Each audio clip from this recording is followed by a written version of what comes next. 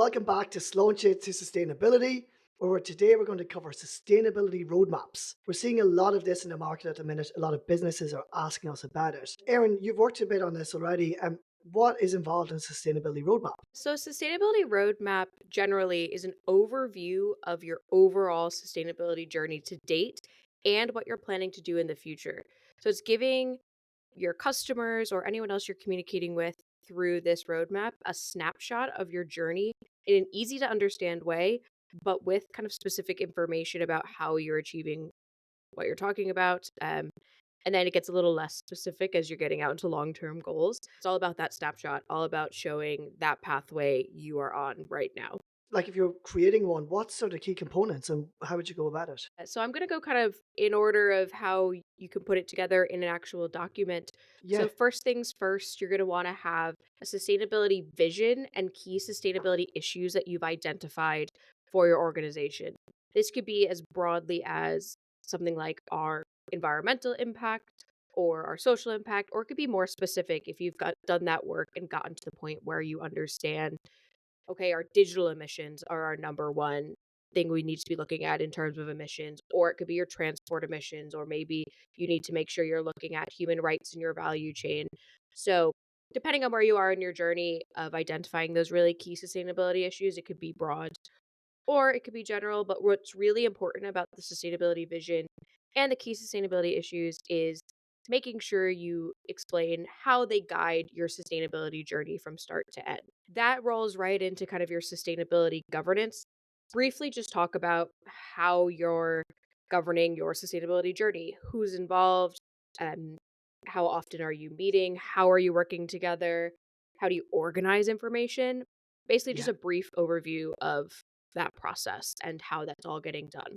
And even on that, you're mentioning like a brief overview. You're not putting in a lot of information here, are you? Is it more like a synopsis of No. what you're doing? Yeah, it's very much a synopsis. The entire document should be about 2 to 3 pages long maximum, Yeah, and you wanna focus the most on what you're actually doing. However, these framing pieces are really, really important to the narrative of your overall sustainability journey. So that vision, key sustainability issues, and sustainability governance kinda paint the picture for how you're achieving what you're gonna talk about in the next sections. So that next section is your actual commitments and sustainability actions that you are currently doing so that they're ongoing or in progress, or things that you've already achieved that you want to celebrate and talk about as sustainability successes.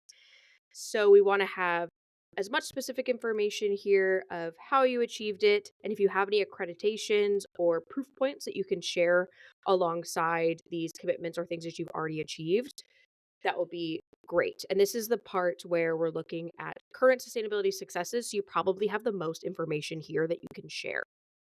So once we're moving past what you're already doing, we're going to move into our future roadmap. And this is going to be broken down into short, medium, and long term goals. First things first, make sure you define what short term means for your company, what medium term, and what long term means. At ENSO, we usually say short term is within the next 6 months, medium term is the next 6 to 18 months, and then long term is farther out than that. But obviously, choose timeframes that make sense for your business and for the yeah. goals that you are talking about. So then in each of those three sections, you're going to want to outline your goals across different aspects of sustainability. So within our framework, we talk about it in terms of business impact, trading impact, environmental impact, and social impact. But you can do this in within the ESG framework, the environment, social, and governance, or a slightly different way that works for your business, as Yeah. long as you know your customers will kind of understand where that's coming from.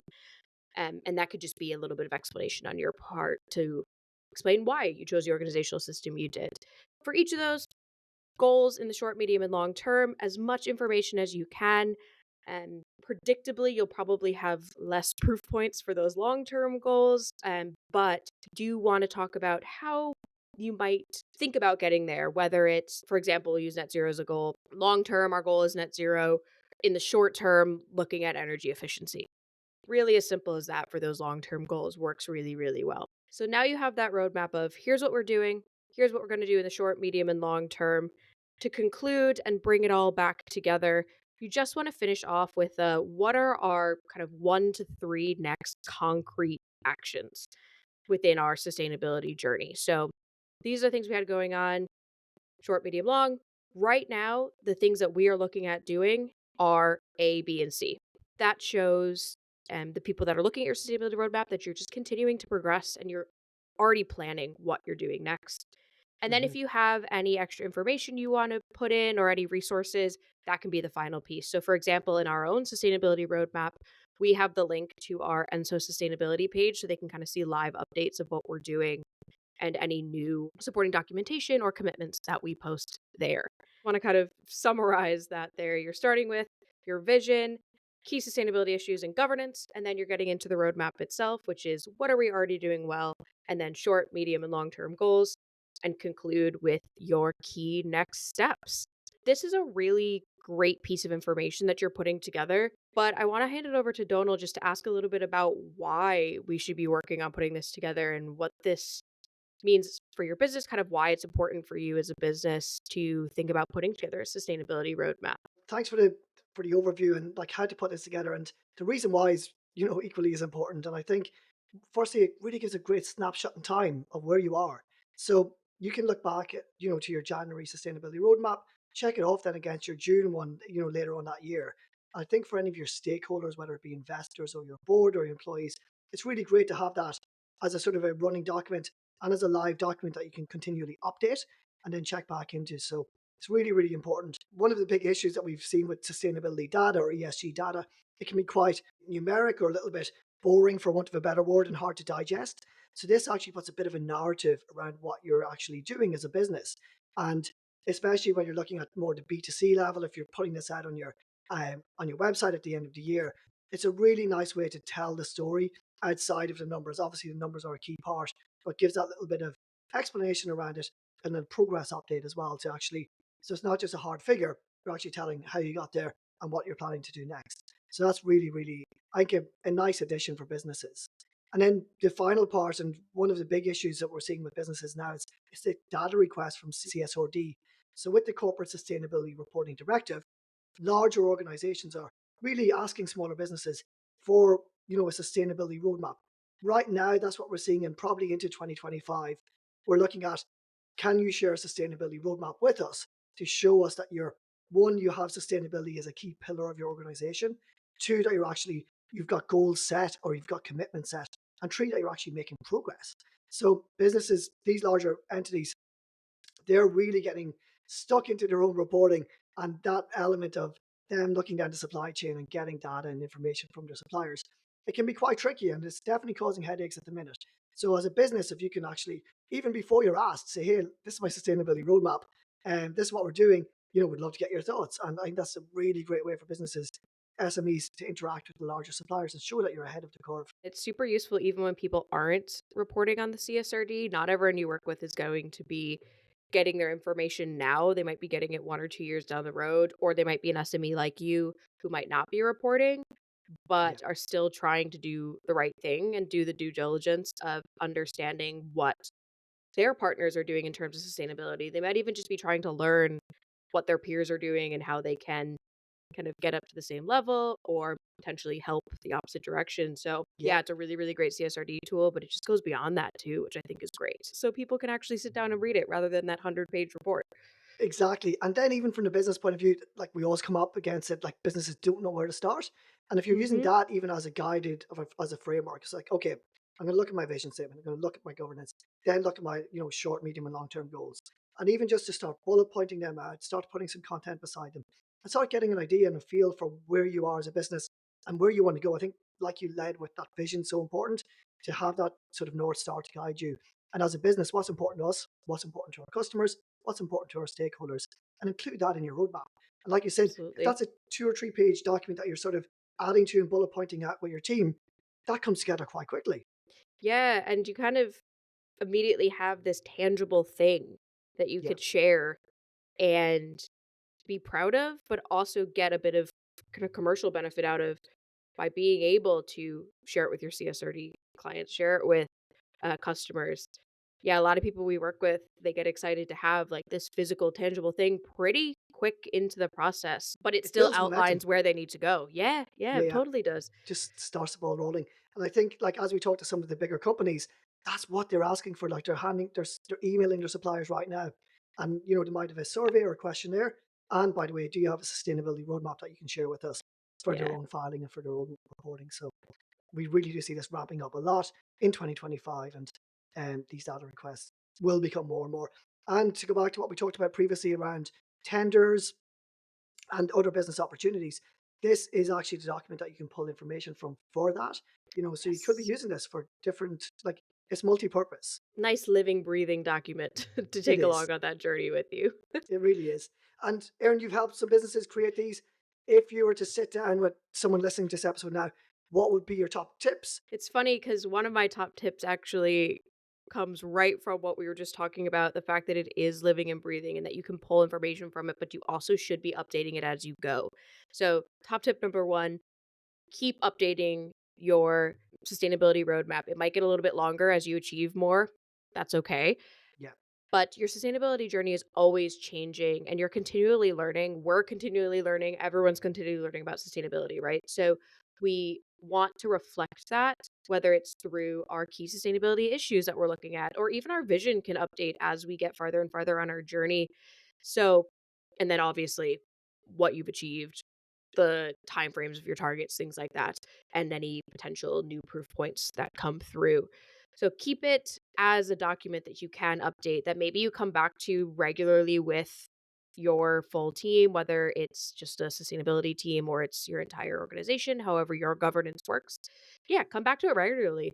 Look over it. You can really update it as you go, and it'll help you move things forward and feel a sense of accomplishment and a little bit of excitement when you can share a new version. My second tip is considering the whole sustainability journey of your business. Essentially, what this means is people want to see every step of the journey. They don't just want the here's what we're doing perfectly. That's the only thing we're going to talk about because we never made any mistakes and we're perfect with sustainability.